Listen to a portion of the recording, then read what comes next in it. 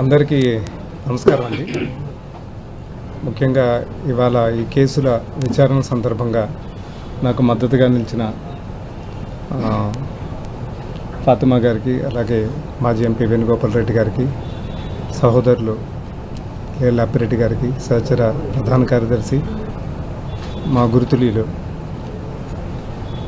పొన్నవాళ్ళు సుధాకర్ రెడ్డి గారికి, అలాగే మిత్రులు మనోహర్ రెడ్డి గారికి అండ్ సుదర్శన్ రెడ్డి గారికి, దీంతోపాటు ఇవాళ ఈ గుంటూరు కోర్టు కేసు విచారణ సందర్భంలో పూర్తిగా న్యాయపరమైన సహకారాలు అందించిన Ramakrishna Reddy garu, Bhagwan garu and Kranti and my friend and like a brother Ram and Srinivas Reddy garu ఇద్దరు కూడా చాలా సపోర్ట్ చేశారు.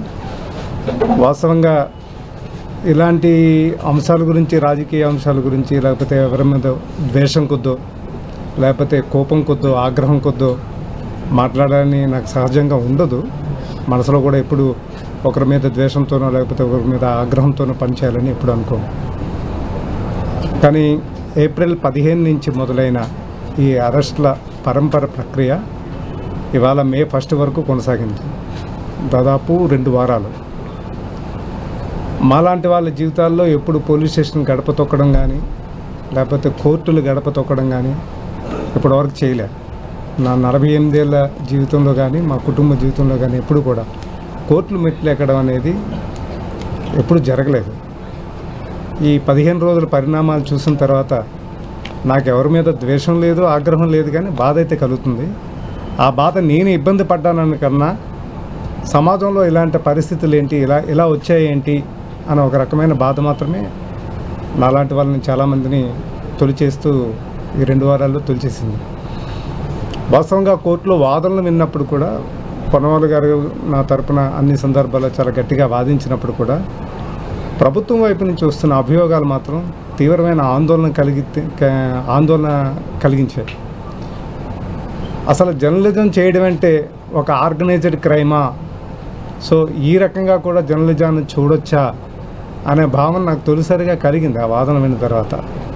నేను గత ప్రెస్ మీట్లోనే చెప్పాను, సాధారణంగా ఏ రాజకీయ పార్టీలోనైనా మీడియాని సమన్వయం చేసేవాళ్ళు కానీ, కోఆర్డినేషన్ చేసేవాళ్ళు కానీ, వివిధ మీడియా సంస్థల్లో పత్రికల్లో ఎడిటర్లుగా, సీనియర్ జర్నలిస్టులుగా ఎవరైతే పనిచేస్తున్నారో వారి బాధ్యతలు, విధులు ఎలా ఉంటాయో రాజకీయ పార్టీల్లో మీడియాను సమన్వయపరిచే వాళ్ళు, కోఆర్డినేట్ చేసేవాళ్ళ తాలూకా బాధ్యతలు, విధులు కూడా సమానంగా ఉంటాయి. అందులో ఎలాంటి తేడాలు ఉండవు. రాజ్యాంగం ప్రకారం ఒక మీడియాకి ఏ రకంగా పనిచేయడానికి అవకాశం వచ్చిందో అలాగే రాజకీయ పార్టీలో ఉన్న మీడియా కోఆర్డినేటర్లు, మీడియా సమన్వయకర్తలు, మీడియాను చూసే బాధ్యులు ఎవరైతే ఉంటారో వాళ్ళకు కూడా అవే రకమైన హక్కులు ఉంటాయి. మేము ఎప్పుడు కూడా ఈ లైన్ను దాటి పని చేయలేదు. అలా పని చేయమని మమ్మల్ని ఎవరిని ప్రోత్సహించరు. అసలు గడిచిన 26 సంవత్సరాల మా జర్నలిజంలో మేము ఎప్పుడు కూడా ఆ లైన్ దాటి ఈ రకంగా పనిచేసే పరిస్థితి కూడా మాకు ఎప్పుడు కలగలే. కానీ కోర్టులో వాదనలు చూసిన తర్వాత ఒక సిండికేట్ అనటం, ఒక మాఫియా అనటం, లేకపోతే ఒక ఆర్గనైజ్డ్ క్రైమ్ అనటం చాలా ఆశ్చర్యం కలిగించింది, చాలా ఆవేదన కలిగించింది. నిజంగా ఇలాంటి వాదనని మనం బలపరుచుకుంటూ పోతే మాలాంటి వాళ్ళని ఇట్లా ఇబ్బంది పెట్టడానికి అదే రకమైన ఎత్తుగడని, వాదనని తీసుకుని ఉంటే దానికి ఒక రకమైన నేరేషన్ ఇచ్చి దాన్ని ప్రభుత్వం వైపు నుంచో లేకపోతే ఇతరత్ర వ్యవస్థల మీద నుంచో దాన్ని ఒక పెద్ద భూతంలా చూపించడమో లేకపోతే ఒక దుష్ప్రచారానికి వాడుకోవడమో చేస్తే భవిష్యత్తులో కూడా ఏ మీడియా సంస్థ కూడా, ఏ పత్రిక, టీవీ కూడా పనిచేయలేదండి. ఎవరు కూడా సిమిలర్ వర్క్లు ఉంటాయి. సాధారణంగా ఒక మీడియా సంస్థలో ఎడిటర్ కానీ, జర్నలిస్ట్ కానీ పనిచేసినప్పుడు ఏం చేస్తారు? ఆ రోజు వార్తలు ఏమున్నాయి, కథనాలు ఏమున్నాయి, ఎక్కడెక్కడ ఏమేమి జరిగింది, ఏ వార్తలకు ప్రాధాన్యత ఇవ్వాలి, ఆ వార్తలకు ఆధారాలు ఉన్నాయా లేవా, దాన్ని బట్టి ప్రయారిటైజ్ చేసుకుని వార్తలు ఇస్తుంటారు. ఇది అందరికీ, మీడియా మిత్రులందరికీ తెలిసిందే, ప్రజలకు కూడా చాలామందికి అవగాహన ఉన్నదే. అలాగే పొలిటికల్ పార్టీలో ఉన్న మీడియా విభాగాలను చూసే బాధ్యులు కానీ, ఎవరైనా కానీ ఇవాళ సమాజంలో ఏం జరుగుతున్నాయి, రాష్ట్రంలో ప్రజా సమస్యలు ఏమున్నాయి, ఆ సమస్యలను చెప్పడానికి అవసరమైన ఆధారాలు ఉన్నాయా లేవా, సరైన సమాచార సేకరణ జరిగిందా లేదా, నియోజకవర్గాల్లో ఎమ్మెల్యేల నుంచి లేకపోతే పార్లమెంట్లో పనిచేస్తున్న పెద్దలు ఎంపీల దగ్గర నుంచి కూడా దానికి సంబంధించిన సమాచారం సేకరించుకోవడం, ఆధార రూపకంగా వాటిని చూపించడమే మా బాధ్యత. ఇదే అప్పుడు ఇప్పుడు జరిగేది ఇదే, ఇందులో పెద్ద తేడా ఏం లేదు. కానీ మేము చేసిన దాన్ని ఒక మాఫియా లాగా, లేకపోతే ఒక సిండికేట్ లాగా, ఒక ఆర్గనైజ్డ్ క్రైమ్ లాగా చూపించడం అనేది చాలా ఆశ్చర్యం కలిగిస్తుంది, ఆందోళన కలిగిస్తుంది.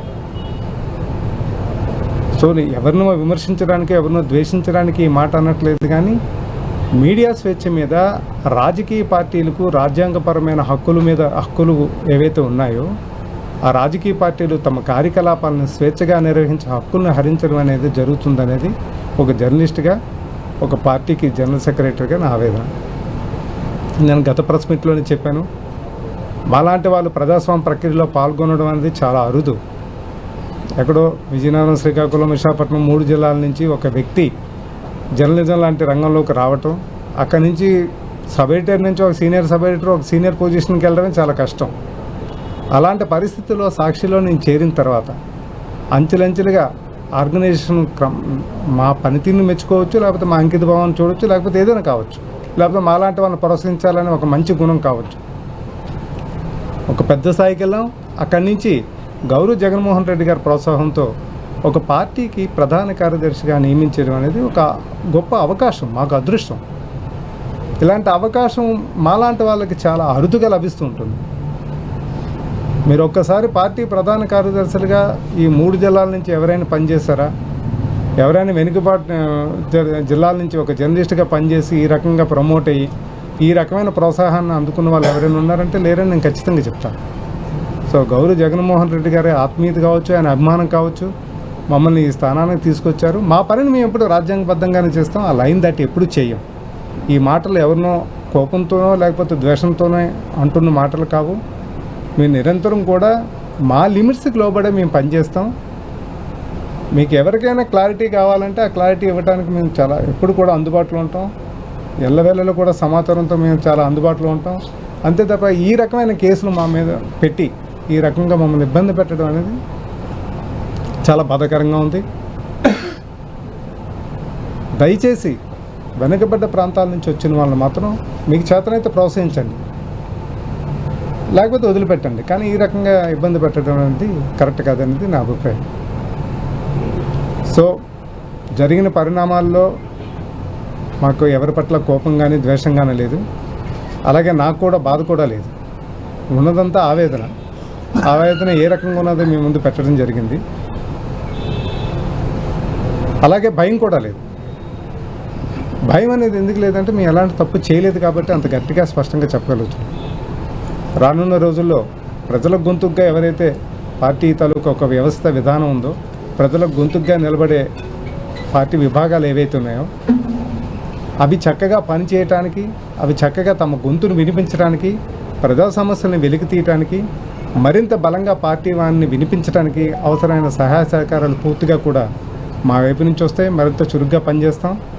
ఎందుకంటే ఇవాళ నాపై ఉన్న కేసుల సమయంలో కావచ్చు, లేకపోతే ఇతరత్ర అంశాల్లో కావచ్చు, పార్టీ మొత్తం చాలా అండగా నిలిచింది.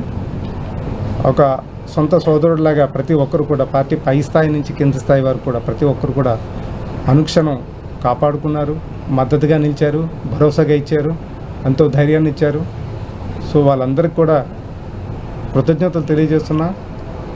రాష్ట్ర ప్రజల్లో చాలామంది కూడా ఇదివరకు మా మీడియా సహోదరులు కావచ్చు, ఇతరత్ర కావచ్చు, వివిధ ప్రాంతాల నుంచి కావచ్చు, అనేక మంది కూడా ఆరా తీయటం జరిగింది. వాళ్ళందరూ కూడా హృదయపూర్వకంగా కృతజ్ఞతలు తెలియజేస్తూ, దయచేసి మాలాంటి వాళ్ళ మీద ఇలాంటి కేసులు నమోదు చేసి ఈ రకమైన ముద్ర వేసే ప్రయత్నం చేయొద్దని మరోసారి మనస్ఫూర్తిగా కోరుకుంటున్నాను.